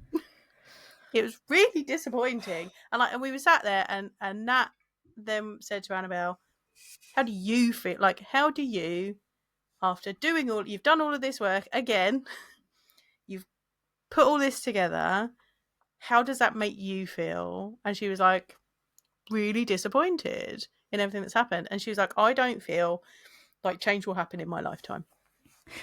That's really sad. But then it's also, again, quite frustrating, because you feel like we are trying really hard and we don't know what else to do. I feel like all of us have been working to try to do whatever's in our power to do. And I'm sure, hands up, I can probably do more. There's probably more I could do. But you have to avoid burnout, because that is real as well. Yes. But Rick told me today when I was saying about my schedule for the rest of the week, he was like, you really are burning the candle at every end. I was like, 8 different ends, mate. Yeah, 100%. I don't even work in beer. But yeah, it's that thing of, I think we're all collectively doing and seeing each other do everything that is within our power. And what I find really frustrating is like only one guy turned up to this conversation. And it's a collective effort. We need people that identify all across the range, like, because everyone has to be in it together. Because like we're talking about women. This is talking about the gender point gap. Let's not even get into people of colour, queer people, like our other marginalised groups. We haven't even got into that yet. No, 100%. But this is the thing: is like it must be frustrating, because it becomes an echo chamber of all of us are going, things need to change. We need to have this. We need to do this, and you can only get so many new ideas in however many years when you're getting the same, like when the same people are involved in the conversation. Like, we know well, it's preaching to the choir on some of this. Like, we need other people to come in and buy into it and be like, cool, how are we as a larger group going to make this change? And I can guarantee, like, if you could get people in the room to talk about just like the women's side of things and how we can make changes there, that opens up the door to be like, okay, what if we use this similar tactic for, people of color, the queer community, like all of that. You could use those same tactics, but like, it's really frustrating because you just can't get, like, that's what I think is the most frustrating, is like, we're not getting the people in the room that need to help us. There's people are allies until they, and I get it, like, there's a discomfort in it, right? We talk all the time, like, you have to lean into the discomfort. And like, nobody's looking at you and going, you don't belong here and you're the reason this has happened. It's like, no, we're looking at it as like, if you are here genuinely and you're being an ally and you're not just, it's not just lip service, like, you actually want to do something. Like, it is so frustrating that those people are feeling like, oh no, it's not for me, I shouldn't be involved in this. It's like, no, that's exactly why we need you to be involved in it. It's so frustrating. I wasn't even there, and I think I would have been frustrated. Yeah, it's just a little bit sad. But on the bright side, we've got delicious beer. Yeah. We get International Women's Collaboration Brew Day every year. That hopefully I guess we inspires should and brings people just together to educate them. Like, I've seen that yeah, they've gotten, those events have gotten more and more, there's more and more happening at those events as well. Where places used to just run a brew day, now they're like, let's do educational talks, let's put on a day of it, and it's helping to get yeah. people in that don't know. I think And I we need to think do more events and stuff as well. the thing that stuck with me is that we need more education. There needs to be that opportunity to try things in a comfortable environment. Which isn't always going up to the bar on a Saturday night because it's busy, and you might not be, it might be too busy for you to go and try things or whatever. But putting on events, putting on little educational opportunities so that people can learn, like even Making it doing approachable. different events, making it approachable, doing events like sip and stitches, or silent reading clubs at beer places, or draw and sips, and different activities within tap rooms or bars that are not just sports. Yeah, I mean, Or even when it's putting on women's casual, sports, like very, very casual, like very low effort in the sense of like commitment, like you're not asking somebody to come and try to have a conversation where they know all the right vernacular or anything else like that. Yeah. Like stuff like She Drinks Beer, where it's like, let's host that. And that's just saying, like, we're not even saying it's exclusively women. We are just saying that, like, you can come, whether that's by yourself, with friends, with anyone else, and you know that you've got people there, that you are going to be in a safe environment surrounded by non-judgmental people, and you can come to that alone if you don't have anyone else. So it's something you can do. Like, even that requires like a low level of commitment from somebody to go out. It's not asking them to go out and feel like they have to have a set of knowledge. It is approachable. Like, they can go know nothing, and that is equally okay. I think that's great. What I will say is I do miss COVID times with the virtual events, because some people don't want to go out, and they don't want to go out without somebody else that they feel like they can trust, and maybe they don't have that person that is into beer that is willing to put themselves out. Because if you've got two people that are not willing to put themselves out there, they are just literally going to be like, oh, do you want to go out and do this thing? No, I don't really know anything about that. Okay, yeah, me either, let's not. Whereas like if you could do it from the comfort of your own home, camera off, if you even want your camera off, you could literally be learning without having to leave your house. Yeah, I did think we were going to get a bit more hybrid-y stuff after COVID, but it's kind of dropped off again. I do miss that. That's the one thing that I think was like a really positive of COVID, is like that made beer sort of approachable in a way, because you could just join these things and learn about these things without having to leave your house or worry about transportation or... Right. I mean, I go a fair amount of places, but where I live is quite remote. So being able to, to get transport to a place, public transport, so because I'm drinking it, so I'm not going to drive, or if I, my husband doesn't want to drop me off somewhere, be able to get public transport to somewhere where I can do these things can sometimes be tricky out here in little village that I'm in. So, it was good to have these opportunities where I could be in my house and still do these things, like without having to work out transport. I do. Yeah, I agree. I miss those. They are an opportunity, I think. I think it's a massive opportunity because it helps it can help build up someone's knowledge, and it can help get them familiar with certain breweries, so when they do go out, they know who they're looking for, who they like, what styles they like. And like there needs to be more like educational online remote sessions, which are very casual, like low commitment. If you want to participate, that's great. Like if not, you can just kind of sit there passively and watch. Like it doesn't have to be, you're getting involved in a conversation and coming off mute or whatever if you don't feel comfortable. But it's helping you identify like who are the people that you want to support when you do go out to those, but you know who to look out for in those scenarios. And like I said, the styles that you're looking out for, and it might make you feel just that little bit more confident to be like, oh, I like this particular style, I see it's on the menu at this place, maybe I will have that, or at least link up with like-minded individuals that are also maybe in that same community. That is 100% what I feel like could just be a really untapped market to help drive some of this change. And it doesn't have to just be women only. It's literally for anybody that Everyone. feels Yeah. like they want to know more and learn more, and or just try different beers. I understand like the difficulty is buying a pack of beers and maybe you don't like all of them and you can't drink them all. That's hard. But yeah, I feel like that is a gap that is just missing, that it just went away because I think everyone was happy to get back out to pubs. And I think that's great, of like, you know, you want to support your local. Yeah. That's also super important. But like the people that aren't comfortable enough to go in those places weren't going to be your customers anyways. You need to build them up to make them feel comfortable to go in there. Yeah. So we're not going to read through everything in this report because it is extensive. I'll put the link in the show notes, so do go and read more of it.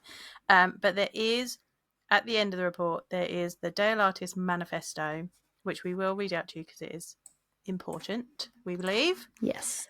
So these are like things that can be done to try and enact some change that we haven't got since the last report. Number one, there is 10 of these. Yeah, we went like the positives were like 9, and then they're like, and here's this other 10 there though. It's okay. We've got 10 on the manifesto, so it's okay. So number one, challenge stereotypes. Start by challenging stereotypes whenever you encounter them. This could be in casual conversations, social media interactions, or even in media representations. 2, promote education. Educate people about the history and diversity of beer. Highlight that beer has been brewed and enjoyed by women throughout history, and there's nothing inherently masculine about it. 3, organise tastings and events. Host beer tastings or events that specifically cater to women. Create a welcoming and inclusive atmosphere where women feel comfortable exploring different types of beer. 4, encourage dialogue. Foster open conversations about gender and beer consumption. Encourage both men and women to share their perspective and experiences. This can help break down stereotypes and misconceptions. 5, create inclusive spaces. Encourage bars, breweries, and other venues to create inclusive environments where everyone feels welcome, regardless of gender. This could involve offering a diverse selection of beers, training staff to be respectful, inclusive, and actively challenging any sexist behaviour. 6, use social media. Utilise social media platforms to share stories, promote events, and engage with others who are interested in challenging gender stereotypes in the beer industry. 7, lead by example. If you're a woman who enjoys beer, don't hesitate to openly express your enjoyment and knowledge of beer. Be confidently embracing... Blah, blah, blah. I'm Ron Burgundy in this shit. By confidently embracing your preferences, you can help normalise the idea of women enjoying beer. 8, support women in the beer industry. Support women brewers, brewery owners, and other women working in the beer industry. Highlight their contributions and successes. Do I need to take my teeth out and put them back potentially. in? Hold on, take them out, put them back in. Highlight their contributions and successes to showcase that women have a significant presence and expertise in the beer world. 9, collaborate with beer communities. Partner with beer-related organisations, clubs or communities to promote gender inclusivity and diversity within the beer community. Work together to organise events, workshops and campaigns that challenge stereotypes and promote equality. 10, patience and persistence. Be patient and persistent in your efforts to break the stigma surrounding women drinking beer. Celebrate even small victories along the way. I feel like this is almost our manifesto. Yeah. When I read that through, I'm like, yep, that's us. Feels like that is what we put into like each of our episodes. I think like when we keep that always in mind when we're coming up with stuff that we can do and all that. So yeah, I wouldn't say we're wildly far off from that. When we're not against it. So we're going to celebrate the small victory soon of having 200 episodes. So yeah, with that, stay tuned. The amazingly well planned episode that will be coming out. Very exciting stuff. Yeah, we are fully behind all of this. Go and read the report. Get behind this manifesto. Let's see if we can like move the needle a little bit before the next report. Yeah, and like again, like when I read it, all it made me do was like it just wound me up. In the sense of it just made me be like, what else can I like? What else? This is fire in your belly. This is the problem, though. Is like it then just becomes like what? Every time I read reports like this, it's like, what more can I do? Like I want to do more. What else can I do? And I mean, as I already said about 5 minutes ago, burning the candle at 7 different ends, 8 different ends. But I'm still like, okay, but what else can I do? Like, what can I get involved? Like, and I feel limited in my capacity as a person that doesn't work within beer or anything like that. Whereas this is just sort of a passion project on the side more than it is my day job. It feels like a day job sometimes with how much stuff we do. But I think I've said this before. We have, we've been the change that we want to see by doing this podcast. We've seen the things that we've said and just kind of our persistence about being who we are and enjoying what we enjoy has definitely influenced people along the way, whether we thought it would or not. So this report just said to me that we need to keep doing what we're doing. Oh, 100%. But it makes me come out of it feeling like, how can I do more? So I'm very much like, what else can I do? Where else can I get involved? I want to make those, gender neutral or female targeted birthday cards. Like I just feel like there's more. What else in my power to do? I want to do it. Really? Yeah. I think there's only so much time as well. You have to remember. Oh, what do you mean? I just generate time. Not to burn out here, because she's going to do that. I just generate more time every day. We can also, recruit others to be with us as well. Yeah, and that's it. It's like, it just feels frustrating because it feels like you just want to be able to do more, and you're like, what else can I do? I don't know. Like, and then you start like taking stock of like, what are all the things I can do? I keep myself informed. I try to keep others informed. I try to do all these things that this manifesto is saying. Just got to keep doing it. Be patient and persistent. I'm not a patient person. Patient and persistent. So we shall be persistent, and we will continue. I'll do my best to be patient, but I will be persistent if nothing else. I think we're not really going to talk about it too much because there's nothing really specifically to talk about, but I think it was worthwhile putting the link to this article in that I found it. So it was an article from 2021. So admittedly, it was a bit old, but it was on the Good Beer Hunting blog, and it was called Buzzkill: The Physical, Psychological and Financial Price Women Pay for Working in Beer. And it had just been like, so even though it had come out in 2021, and I'm sure I've probably seen like, there's a lot of things that were talked about in it that were talked about in other articles, like the stuff with Brienne and the start of the Brave Noise stuff. And I've seen that before, but this was just recently shared. I actually think it was by the Bevolution, Women of the Bevolution or Brave Noise, and they had shared it again recently. And that's how I found it, and I was reading through it. I saw it recently and was reading through it, and yeah, the highlight of it, the key points that you need to kind of take away from this is the article is basically talking through, women in the beer industry, the stuff that they have to, the prices that they pay in terms of like the physical, psychological and financial impacts on them that maybe their male colleagues don't necessarily face the same of, and a lot of it was an overarching narrative that followed Amber, who at the time at least worked for sales for Queer Brewing, and it just kind of weaves that personal story into other stories that were happening. Some of the key examples of stuff that women were facing were, picking a look at like stuff that I felt like I could really heavily relate to, but I didn't realize that I did know to a degree some of it, but not all of it, that like all these other people were doing a very similar thing when they were traveling on their own place as well. It's like picking a location to stay and picking somewhere that feels physically safe. And sometimes that can actually have a financial impact because you're picking a place that's more expensive. So like in this article, it was talked about, having to stay at a hotel as opposed to an Airbnb for safety purposes. And that has to be someplace that's more centrally located and well connected to the event that you're going to, which becomes more expensive as well. And the transport you have to take, needing to present yourself as looking approachable, but not asking for it, not inviting an unwanted conversation or flirting, but also being friendly and that being misconstrued. Dealing with stuff like it's, that it's just a joke, they're just bantery type comments, all the way through to like stuff that was like questions that women are asked in these job interviews, such as family planning, that like their male counterparts were not having to deal with in some of the places.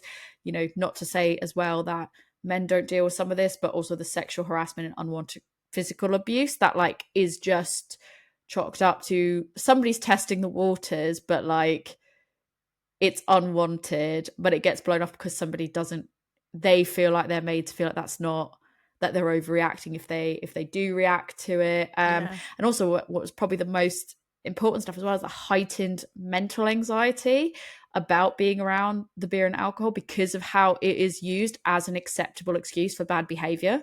That there can be such a heightened anxiety around that. It is such a mentally impacting thing. Like before you're even going into it, you're thinking about all these different factors of ways you have to be before you go to some of these events and stuff, because you know that if somebody just says that they've had too much drink, that's like okay. So yeah, I found that like the most sad part about reading some of this, the reason why I wanted to share it, was because a lot of stuff seemed to have sort of like a crossover with some of the stuff that was said in this report. There was, right off the bat, it was talking about stuff that had to do with women not being as much in the managerial positions at these breweries. So like the financial impact can hit harder for them as opposed to, when they don't have that position as much. But so much of this felt like it just rang so true. And still today, even though this was in 2021, like we've made some progress. I'm not suggesting that we have made no progress at all. But again, it just echoed that same thing of like, it feels like some of these things are still coming up and they are still relevant and we're still having to talk about them. That I felt like it was worth, it's a bit of a long read, but it is definitely worth the read. And one thing that I think that I wanted to talk about in particular from that article was that what I found interesting, Emily Saladino, who works, I think she works at a wine, I don't know if she still works there, she worked at a wine magazine, was a travel writer. I was talking about, back when she was a travel writer, it was really some of the stuff about what women have to do to take precautions for themselves can go unnoticed because it is more invisible, because they don't have that lived experience. They don't even think about some of the stuff that we do behind the scenes. She was talking about how when she was doing travel writing, male counterparts could travel wherever they wanted and basically decide last minute where they were going to stay that night, how they were going to get back to a hotel. They didn't have to think about the same level of safety precautions like they should do, but they didn't have that intrinsic like fear of, oh, I can't just stay at anyone's house. What if this happens? What if that happens? There was a survey that was sent out and that was really interesting. It goes down to that, like the post that goes around every now and then, the college professor that's like, right, men versus women, how many times have you crossed the street because somebody felt dodgy? How many times have you, quickened your pace? How many times have you chosen the longer way home because it's well lit? How many times you put your keys between your fingers? And all the women are hands up, hands up, hands up, and the men are like, what? Not all men, but there are things that we just as women just think about that other people don't. It's a fact of it, like the reason I thought that was so important is the way that it was phrased. I felt was really well because I think sometimes we talk about this and it becomes an uncomfortable conversation. A lot of times that's read as you don't care or you're not trying to understand. Ultimately, it's not their lived experience. So it's something they don't have to think about unless they're faced with it. And if that doesn't come up in conversation, a lot of times, like, we don't talk about it because maybe we feel embarrassed to talk about it and ashamed to talk about it. Because we don't want to make people feel uncomfortable. You don't want to make somebody else feel uncomfortable. 100%. There's so many factors why it doesn't get talked about. And that's not to say that those people that don't have that lived experience don't care or that they don't want to hear about it. It's that they don't know because these conversations aren't happening, which is why it brings you back to what we've said in previous Brave Noise episodes and what we said earlier in this podcast. Like, sometimes you have to lean into those uncomfortable conversations. And so I thought, while we were talking about that report, this was another article. Like I said, it might be older, but there are still a lot of good takeaways because I don't think we've come a million miles since it was written, sadly. That it is just an interesting thing, gives another perspective as to how maybe there are women in the industry feeling at this point in time with some of it. And it also talks about some of the frustrations of, like, when are we just going to have other guys stepping up and saying, you know, why aren't they taking responsibility for calling out shitty behavior? Like, why is it on us to moderate ourselves all the time and modify our behavior? You know, other people need to get involved and call out the shitty behavior as well. And yeah, I feel like we have done so many Brave Noise episodes where we've said so many similar things that we've talked about today, but that's what I think makes me feel a little bit sad, is that this is still, we're still having to repeat ourselves on some of this stuff. And yes, I think the needle's moved a little bit, but I wouldn't say it's moved in such a drastic place where my opinions have been able to change and evolve, if that makes sense. Yeah. Can we end this on a positive note, maybe? Yeah. What can we say that's positive? I don't know. What can we say? The beer's really good. The beers are really good. I think we've got really good beers. I think the positive thing that I can add to this, I think it goes back to what you said at the beginning, though. Is like, this is sort of like across beer as a whole, and at least we found ourselves in very welcoming parts of the community, not that are not just female based. We are in a bubble that is very accepting, inclusive, inviting. The communities are out there. Your community is out there. You've just got to find it. Yeah. See, that's a positive. Let's end on that. You There find we your go. tribe. And it doesn't just have to be... We found out. It can be an inclusive tribe. You just have to find the one that's right for you, that accepts you for how you are. Our tribe. Everyone's welcome in our tribe. Tori, this is the best part for a plug. Yeah. You can come join our tribe anytime you want. My tribe, Joe's tribe. The whole A Women's Brew podcast tribe. You can find me on Instagram at adventures_in_hoptimism, or you can email me at adventuresinhoptimism@gmail.com. You can reach out to Joe and I. Just don't tell us that you don't want to hear us talk about this anymore, because we're going to keep talking about it, so just skip the ones you don't want to hear.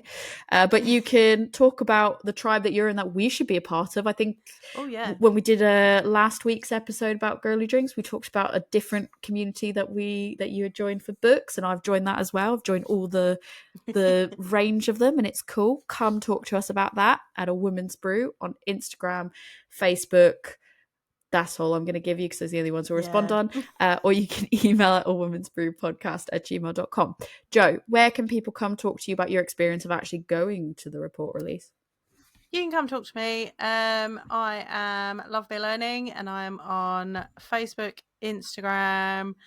I'm also on X. I'm not going to answer you there. I'm on TikTok. I'm not going to answer you there. I'm on Pinterest. You can see some lovely things from my blog on Pinterest, and that is on my website, which is lovebeerlearning.co.uk, or you can email me lovebeerlearning@gmail.com. I'm happy to talk about all the things and embrace you in our little community here, where we are inclusive and diverse. We welcome you.